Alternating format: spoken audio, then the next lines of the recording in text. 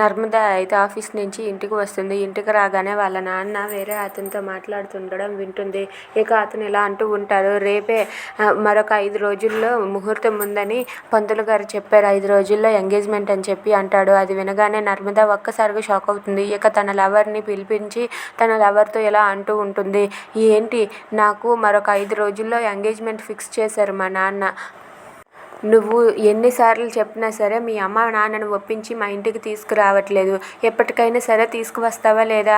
నువ్వు కానీ తీసుకురాకపోతే నేను ఆ పెళ్లి చేసుకోను, చచ్చిపోతాను, నాకు చావే కారణం, చావే ఉంటుంది అని చెప్పి అంటూ ఉంటుంది. అది వినగానే అక్కడ ఉన్న వాళ్ళ రామరాజు కొడుకైతే ఒక్కసారిగా షాక్ అయ్యి అలా ఉండిపోతాడు.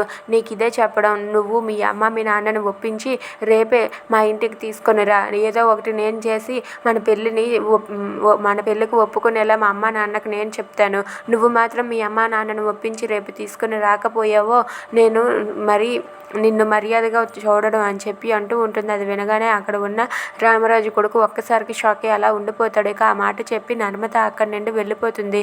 దాంతో తనైతే ఏం చేయాలో తెలియక అలా ఆలోచిస్తూ సతమతం అవుతూ ఉంటాడు. ఇక వాళ్ళ నాన్న గురించి అయితే చాలా భయపడుతూ ఉంటాడు. Thanks for watching friends. Please subscribe our channel. Thank you.